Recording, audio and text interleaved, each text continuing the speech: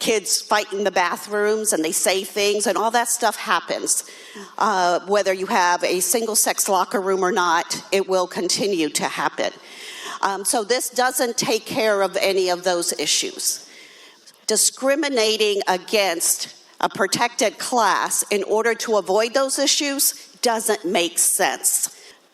We can't make the problem worse by discriminating against some in hopes that it won't happen to others. What we can do is become welcoming, affirming, loving, safe, protective school environment.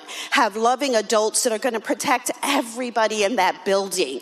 That every child that shows up that can be loved and appreciated for who they are. That is what our children are asking us for us to do. That's what I'm asking you to do, Madam Speaker, by turning down this amendment.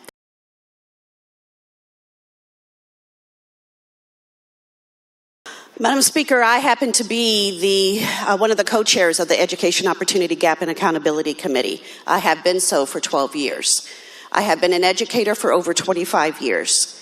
Going back to methods that we used 25 years ago where a child acted out and we kicked them out of school and affected their future, gave us some really bad outcomes. Here's what I learned in 25 years. Here's what I've learned as the Opportunity Gap and Accountability Committee co-chair. Children who repeatedly act out come in all sorts of sizes, colors, and issues. I have students with ADHD. I have students with autism. I have students who act out because they're hungry. I have students who act out because they've been bullied. I have students who have social and emotional and trauma. I have students whose parents beat them the day before they walk into school. I have students on and on and on. And their cry to us is they act out. And by limiting them as an educator, I do not have the right to choose which child gets an education and which child doesn't. I don't have the right, Madam Speaker, to say you're acting out and you're inconveniencing me, get out. Limit your future, fail your test, fail school, be held back. Forget a future because education system doesn't want you. I don't get that choice, Madam Speaker, nor should I ever. No educator should have the choice to limit the educational rights of our children, and I am glad to say, Madam Speaker, that our law says so. So when a child has to be removed from school, we must provide alternative education. We must meet together and do restorative practices. We must make sure that we can bring them back into the fold and love them and find alternative ways to educate them in our schools. Because, Madam Speaker, every child deserves that. I don't care what disability, what race, what background, what poverty level they come from, what experiences they've encountered. They deserve our very best, and they deserve a future. And the message we must not ever give them, Madam Speaker, is to say that you're worthless and you don't belong here. The message we should be telling every child is this is your place, and we're going to make you successful, and we're going to work at it. I think it's unrealistic to think that one teacher can inform parents about curriculum that they don't teach. In high school, an AP Calculus teacher needs to explain AP Calculus. An art teacher needs to explain art. We cannot have one person be in charge and satisfactorily answer the questions of all the teachers. So what does that mean? That means that all the teachers need to be present once a month. That means that we violate their contracts, and that means that it's an unfunded mandate. It also means, Mr. Speaker, that I'm willing to accept this if we fund it. If we give them the money to work extra hours and to be able to extend their contracts, that might be a different story. But first, Mr. Speaker, I would like to give them money for professional development. I would like to get translation services so that all parents can have access.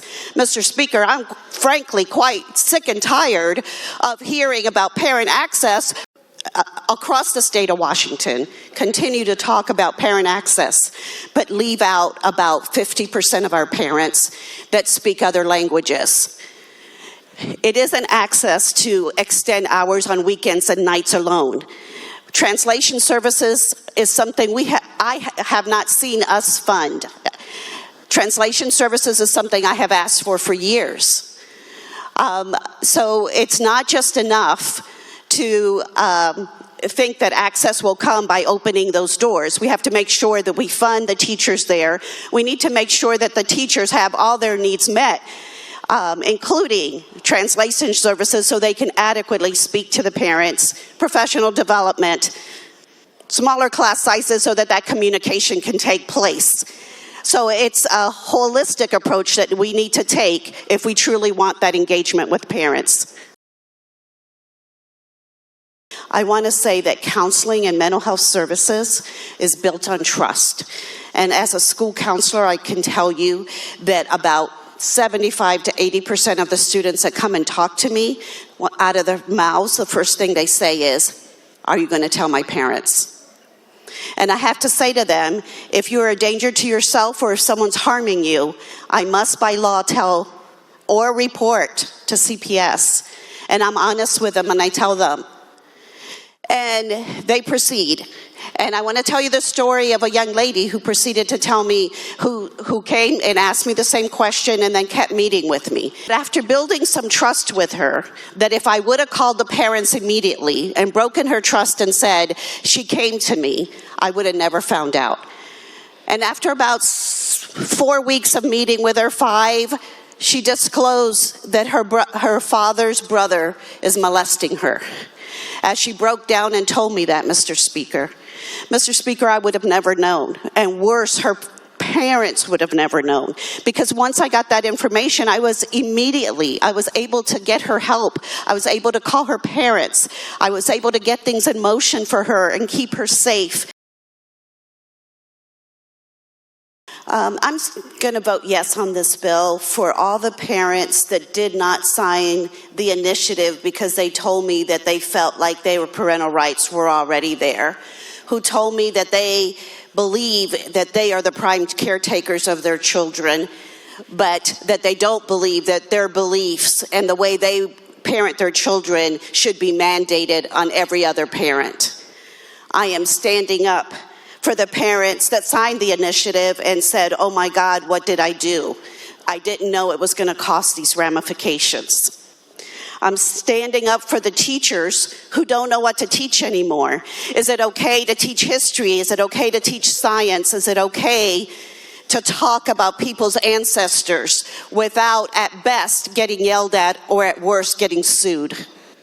I'm standing up for the counselors who say to me, I don't know how to care for children anymore. I don't know if I'm allowed.